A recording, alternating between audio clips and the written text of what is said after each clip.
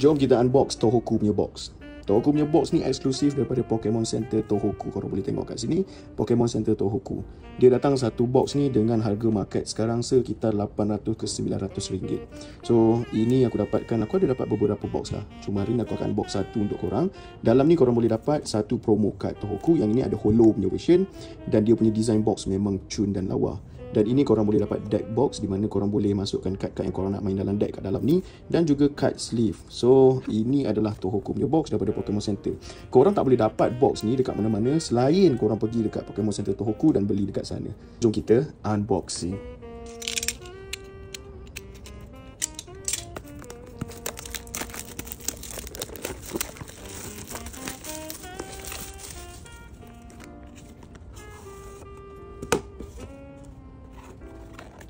Dalam ni kita buka macam ni.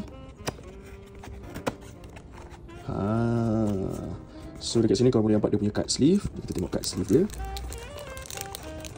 Ush, melekat. Oh, okay. Alright, melekat pula dia. Ini dia punya card sleeve So ada 60 keping total card sleeve dekat dalam ni. Seterusnya kita tengok ni dia punya box. Ini deck box dia. Ni deck box dia. Lawa deck box ni.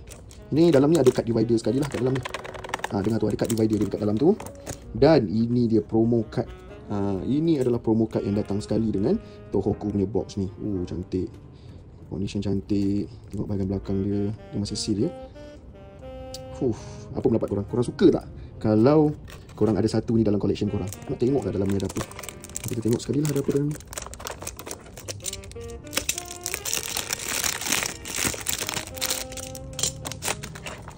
Ada card divider sepatutnya. Ya, dia ada card divider dekat dalam ni.